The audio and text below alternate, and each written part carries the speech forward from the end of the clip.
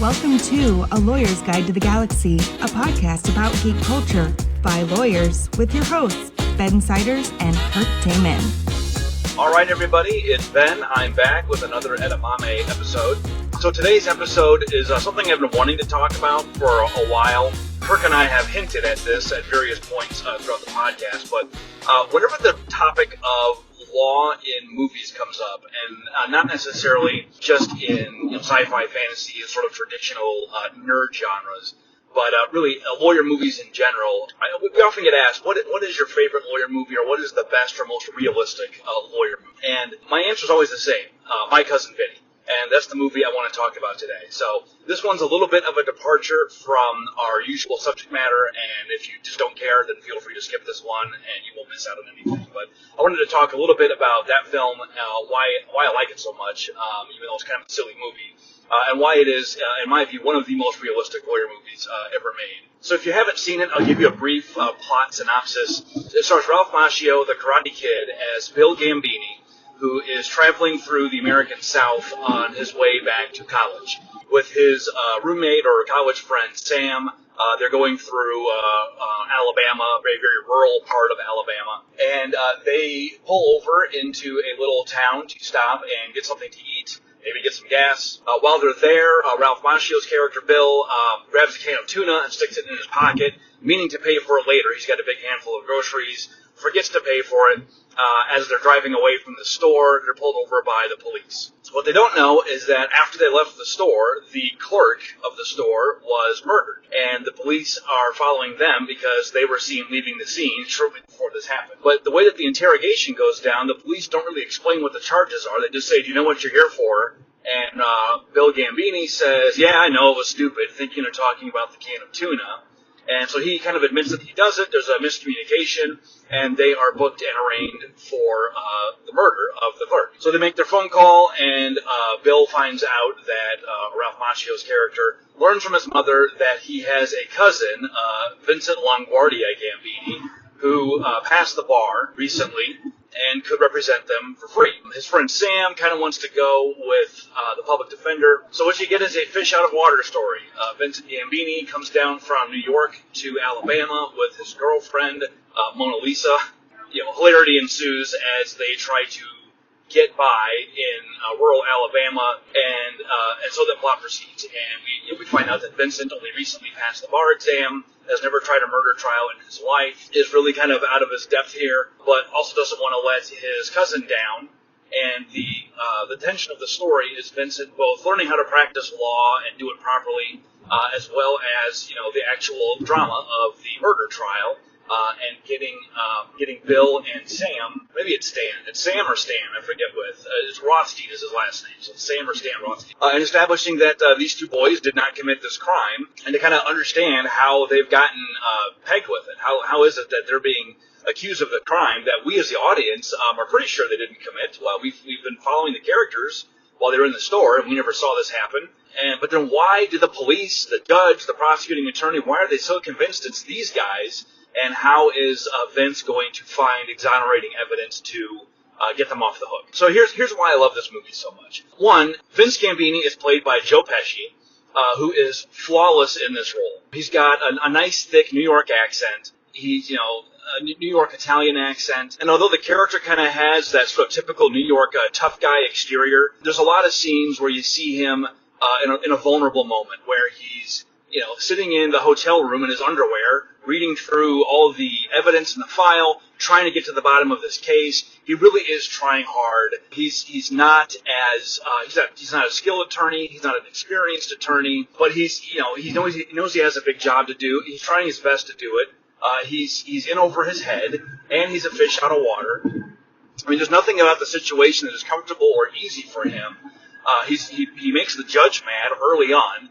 He gets thrown in jail a couple times, and the movie does a nice job of both showing his sort of toughness, mental fortitude, and work ethic, while also showing his concern, his worry, his vulnerable side. And you don't usually get that much depth in a character that is in what's basically a really kind of silly comedy movie that cares a lot about its characters and wants you to care about them too. And the characters are not just pawns to be moved around on a plot chessboard or a storyboard to generate some cheap, easy laughs. On that note, the second thing I love about this film is related to the first. It's not just Vince that is sort of painted with this very loving brush. All of the characters in the movie are. It would be very easy in a film like this to just make fun of the South endlessly, to make fun of Alabama, make fun of small-town life, make fun of the people that live there. And although there is some poking fun at elements of Southern culture and Southern life, it is all done very empathetically and lovingly. It's the kind of movie that if you're from the South, you probably love this film, right? Because it talks about your culture, and it talks about your way of life, and it kind of makes a little bit of fun of it, but in a way that's affectionate, like it's a friend picking on you as opposed to somebody being cruel. And one of my favorite scenes along those lines, there's a scene where Vince, LaGuardia, and Mona Lisa go to a little breakfast bar to get something to eat, and the menu has 3 things on it: breakfast, lunch, and dinner. That's it. And so they order breakfast, and the chef turns around and grabs a giant ladle full of lard and throws it on the griddle. It's so silly, but if you've ever had like good country cooking or Southern food, I mean, that's how you make it, right? Lard and grease, that's where all the flavor comes from. And there's a whole runner about grits and what grits are, and who's going to eat them. They're taking pictures of the grits, and then it winds up actually being a plot point at trial, which is another thing I like about this. They introduce these elements and they pay them off, which is important to a good movie construction. But anyway, my point with this aspect in particular is that even the characters in the movie that are sort of caricatures of rural Southern living are not. They're not mocked. They're not provided for our pity. They're not put into the film and written to be embarrassing. The writers of this film love all these characters, and they want you to love them too. That, to me, is what makes a movie like this successful. The audience just has antipathy or enmity for the characters. It doesn't work very well in a film like this where the dramatic tension comes from a situation. And this is going to get to another point. There's really no bad guy in this movie. And since there is no bad guy, you can make all the characters, even the prosecutor, the judge, who are the closest thing the film has to villains, you can make them all characters that you still kind of like, even though they're being mean to our protagonist. And I also think it's important to deal with the setting in a respectful, dignified manner, because otherwise, there's strategic reasons. One, you alienate half the audience, first of all, if you just come out swinging and taking cheap shots at the rural South. But it also, I think, if you're not familiar with the setting, there's a reason why so many movies are set in basically New York or L.A. About half the country is familiar with those two places. But most of the country is not familiar with life and culture in rural Alabama. So you need to teach the audience in a movie like this about these things. And with a fish out of water character, you can do that because if you don't know about grits, you don't know about cooking with lard in the South, then you're going to learn about it the same way that the protagonist does. And this is where the fish out of water character is helpful in writing a film like this, is because we, the audience, get to learn these things at the same time that the character does, which gives you an excuse for exposition and explanation about how you make grits. And there's also a great line where Vince is cross-examining a witness about how long something took. And the guy says, well, I just put my grits on the stove, and then I was just sitting down to eat, and that's when I saw the two boys run out of the store. Well, Vince already knows from talking to the clerk that it takes about 10 minutes to boil grits, unless you're making instant grits. And he knows, as a good Southerner, there's no way this guy's making instant grits for himself. So he asks him, those instant grits? And of course, the guy goes, no self-respecting Southerner is ever going to make instant grits. And so he knows it takes about 10 minutes, and he knows that that's too long, that the boys are gone by then. So he's able to use the information he gets about how you make grits in the South. He's able to use that in cross-examination to help establish the time frame and to help impeach this witness. So all these little plot elements, telling you how to make grits, establishing the pride that a Southerner has in making good, homemade grits. All these things are woven seamlessly into the court tactics that Vince later uses to impeach these witnesses and to try to win the case. And those are little details that I think movies often miss. It's a lot of work to kind of lay that groundwork earlier in the plot and do it in a way that serves all these purposes. In any movie, every scene should serve a purpose to move the plot forward and to give us information we need and nothing we don't. And those little pieces are all just woven together flawlessly, and I just love it. Third thing I love about this film, which I alluded to earlier, there's no villain. It's really hard to write a movie like this where there is no villain. all the characters are kind of in a situation. All of them have access to different information. None of them have access to all of the same information, and they're all missing a key piece of information. So we, the audience, know that the main characters are innocent, but we have these witnesses getting up in court and swearing under oath that they saw these two boys commit this crime. They saw them, they heard the gunshot. Moments later, they saw them run out of the store, get into their car, and drive off. We know it's not true, but the people that are getting up and testifying is just a whole range of random people. So, and none of them seem to be lying as you watch the film. There's no evidence that they don't believe what they're saying. The prosecutor certainly thinks he's got a strong case. The one piece of information we have as the audience that sort of helps us be assured that we're not being tricked by the story, by the plot, by the framing, is that the prosecutor acknowledges that they don't have the murder weapon. They didn't find the gun in the car. But everything else, two guys that matched the defendant's descriptions left the store after the gunshot was heard, got into a car, and drove off like crazy. There's skid marks showing where the car drove off. The car matches their description. It all, is it really just as simple as it's a huge coincidence? Two different guys, and Vince actually says this as part of the cross-examination. Is it possible that two different guys who looked the same came into the store after our characters, our protagonists did, shot the clerk, and then took off in a very similar-looking car? And one of the characters, this is actually is the prelude to the whole grits thing.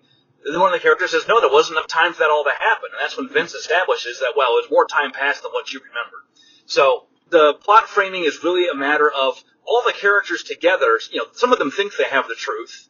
That's the prosecutor, the police, and the witnesses, but they don't. And the plot tension is Vince trying to figure out how to establish that there was actually an incredibly unlikely coincidence here, and regardless of how unlikely it was, that's what happened. These two boys didn't do this, and how can he prove that when what he really needs to have is the people who did do it? But since nobody knows who they are and nobody's looking for them, it's just up to Vince to find some evidence at the crime scene that could prove that it could not have been these two kids. So I really like that plot framing. I really like that although the judge doesn't like Vince, he's kind of set up as the antagonist, the judge isn't a bad guy. He's not corrupt. The prosecutor's not a bad guy. He's not corrupt, These are two people who are trying to do their jobs correctly. And although they don't, the judge doesn't like Vince, the prosecutor is sort of bemused by him, but not really antagonistic to him. They're not bad people. And that goes back to my point about not trying to make the South out to be some small-town, corrupt, inept criminal justice system. They make a point to establish the judge went to Harvard. Vince, who went to a small law school, less credentialed. So he's a little intimidated by this judge, who is played by Fred Gwynne, by the way, Herman Munster. I think it was Gwynne's last role before he died. But he plays the role seriously, with gravitas. Vince is a little intimidated by the judge and his credentials, background, and experience. And there's a whole scene where the judge says, don't think you're going to walk into my courtroom here in rural Alabama and just walk all over us. We have every bit as sophisticated a system of justice as they do anywhere else. And they do, and the film's played off that way. There's also a great scene with the prosecutor where Vince kind of sits down with him and has sort of a man-to-man moment where they just, he says, "Boy, we got a hell of a case here. What are we going to do? How do you feel about it?" And the prosecutor kind of tells, says, "I feel good about it, like to have the murder weapon, but otherwise the evidence is all pretty much there." And they both kind of share their stories of how they got into law. And the prosecutor tells us he used to be a public defender, and he was really good at it. And he got some guys off on some pretty serious charges, and his conscience bothered him, and he thought he'd be better off putting his talents to use locking up bad guys. So we're given all these reasons to understand that these characters are not bad people. They're not evil. They're not corrupt. They're not even just incompetent. They're good at their jobs. They're smart and capable. And this all these elements weave together to one, not really have a villain. You have a situation everybody's working against together, although they don't really realize it. And it also goes back to my point about not painting the rural South as some kind of lawlessness, wild land. So I really like those elements of the film as well. And that these characters are all given just a little bit more depth, again, than you usually get in a film like this. And that depth combined with sort of the way that the plot is structured, the way that the conflict and tension is structured, is also really unusual in a film. But Vince eventually prevails, and at the end, the prosecutor comes up and shakes his hand, says, "Great job." It's not even a situation where, so I'll spoil one thing. So if I'm going to give you one spoiler, so if you don't want the film spoiled in a small degree, pause it right here. But at the end of the film, the prosecutor voluntarily withdraws the charges. Vince pokes such big holes in the case and the prosecutor knows that he's wrong, he just stands up and says, the state withdraws all charges, and that's how the case is won. There's not some big jury moment. Once the prosecutor knows that he's wrong, he just stands up and says, we're wrong. And you just don't get that kind of humility anymore. In a typical movie, the plot would be framed so that the prosecutor is a real jerk. We're made to absolutely hate him. And then, even though he's wrong, he sticks to, he's stubborn and belligerent, mean to Vince, and then forces it to go to a jury, and then we get a moment where the jury rules in Vince's favor, and the prosecutor's there looking angry and mad they didn't get a jury verdict, even though he knows he shouldn't get one. None of that kind of stuff happens here. That's an easy way to toy with your emotions and to frame the conflict in a way that it makes it cheap and simple for the writers to get you emotionally invested. This film takes a more circuitous and difficult route of not setting up the prosecutor as somebody that you dislike. And so when the prosecutor stands up and dismisses the charges, he does it with a smile on his face because justice is done. His job is to lock up the guilty. He says that earlier. He goes on about how important it is to him to put bad guys away, and he was a public defender, so he's also sensitive to the rights of the innocent. All these elements are kind of laid out for you in advance, so when he stands up and says, we withdraw all the charges, you're not surprised. It's consistent with his character. He does it with a smile, and his ego's not at stake. He hasn't failed at his job. His job is justice, and justice has been done. Innocent have been set free. It's how a system's supposed to work. You almost never get that kind of depth or nuance in a movie. I just love that element. Then at the end, the judge comes up and shakes Vince's hand and says, well done, you're a hell of a prosecutor, a hell of a litigator. And, the last scene is all the characters gathered on the courthouse steps, waving goodbye to each other. And nobody's antagonistic. Vince has won them all over the same way he wins us over as the audience. And we walk away from the movie feeling great. It must be hard to write a movie like that because they are so rare. And then the last thing I want to mention about why I love this movie and why it's realistic, it's very rare that legal dramas really focus on the discovery process. And honestly, typically in law school, you don't cover that much either. That's something you really learn more on the job in law. And I think it's probably because filmmakers assume discovery is boring. Discovery is the process in a court case of the lawyers gathering documents, reviewing them, interviewing witnesses, maybe conducting depositions, and making sure that you understand what the facts are of the case, and then you later figure out how you're going to frame the case to win based on the facts that you've got. That's all sort of the grunt work of a lawsuit, and really it's about anywhere from a third to a half, maybe more, of the cost that you incur over the course of a case. So they don't focus on that much. Even in law school, they don't focus on that part much in film because, how do you make it exciting to show a lawyer spending 4 or 5 days reading through thousands of pages of documents and trying to find relevant information?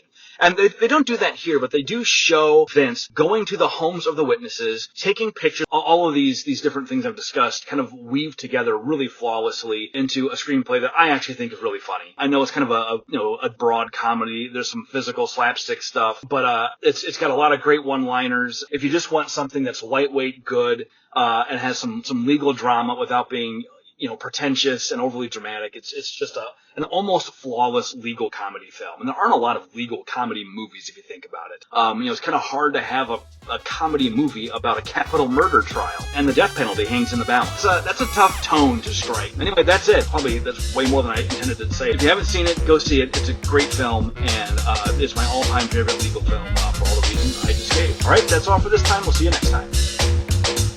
The views expressed by the participants of this program are their own and do not represent the views of, nor are they endorsed by Lewis Rice LLC, its officers, directors, employees, agents, representatives, shareholders, and subsidiaries. None of the content should be considered legal advice. As always, consult a lawyer. This podcast was produced and recorded in St. Louis, Missouri.